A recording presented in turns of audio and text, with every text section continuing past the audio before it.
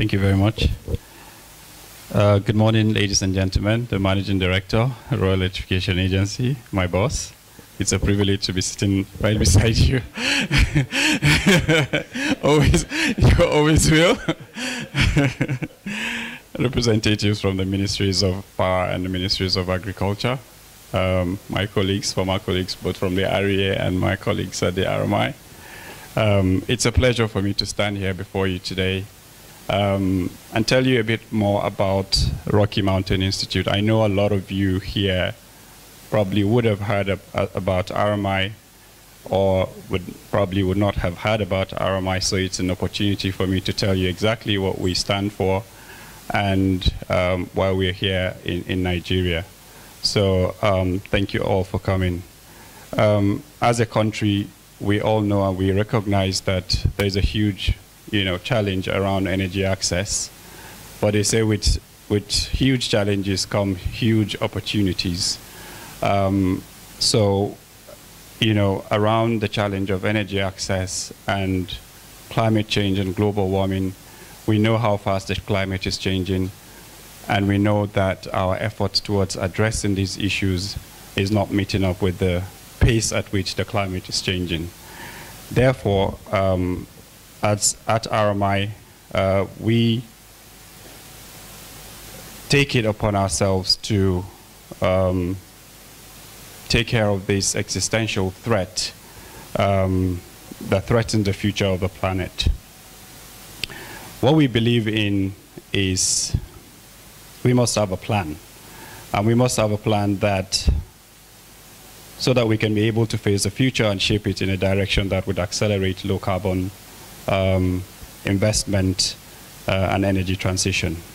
And therefore, as RMI, what we believe in is to be able to create a clean, prosperous, low carbon energy future for our planet. And each member of our team, the ones you see here in the country, and around over 500 of us across the globe, is practically doing that every day to be able to meet that commitment. But we don't do this alone. And as you've heard from all the different speeches you've heard from, especially Mohammed, and of course the MDREA, this is a collaborative effort in the sense that we leverage on support from donors, businesses, communities, institutions, entrepreneurs, different NGOs to cost-effectively shift to efficiency and renewables.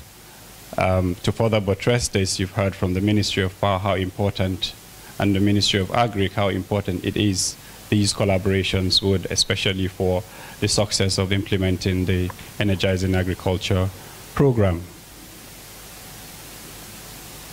And then, of course, the collaboration with the GEAP, the Global Energy Alliance for People and Planet, and different donors that we also work with across the globe. But this is all linked to our theory of change, which is to think, do, and scale. And how do we achieve this? Through thought leadership, we establish an alternative vision for energy future. We also are able to demonstrate and validate critical proof points for energy transition. And that is why, as you would hear again from some of my colleagues in the next few minutes, how we try to bring everyone together to demonstrate business plans, business models that would work towards implementing not just energizing agriculture projects, but all the projects that we are implementing in Nigeria. And then we also try to shape the market by removing existing barriers. So you would find in most cases, and again in these projects, what we have found is people work in silos, whether it's an energy company or an agriculture extension program or even a government implemented program. So trying to bring everyone together on the same table and have that conversation on how best to make these projects work is very key to our vision. And lastly, of course, scale is also very, very important.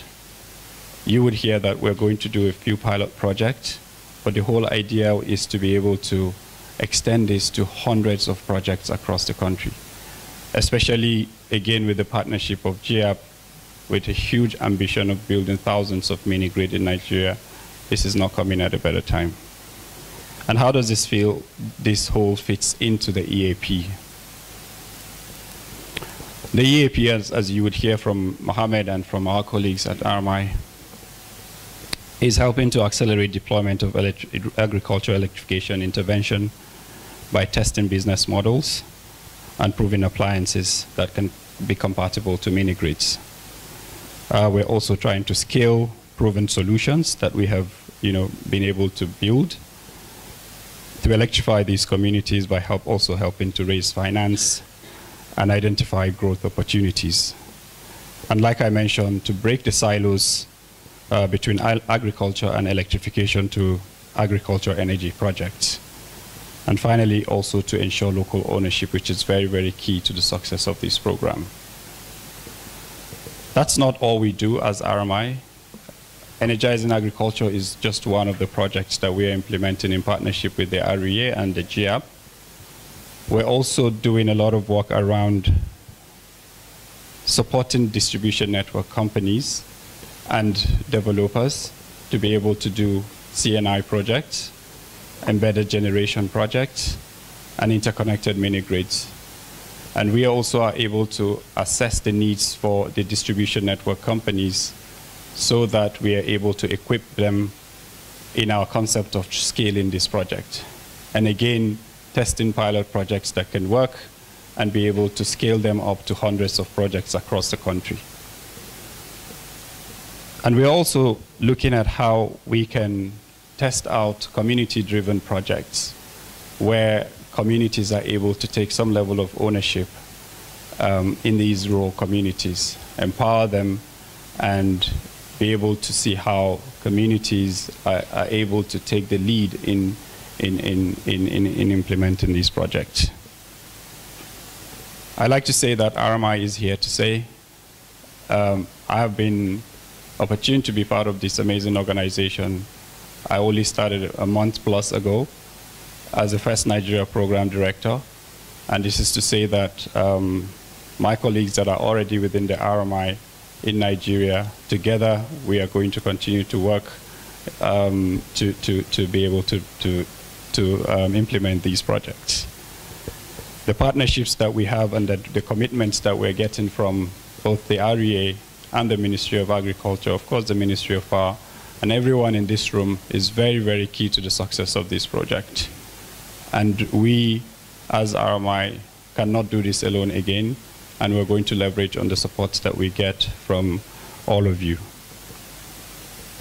It is my pleasure to welcome you all and to say thank you very much for participating in this program, and to tell you also that there's a lot of work that needs to be done. We have all this support, and it is our responsibility. We love this country, and we want to see things work. And it is all our responsibility to see that these projects that we're working on are implemented successfully. So thank you very much again, and it's my pleasure.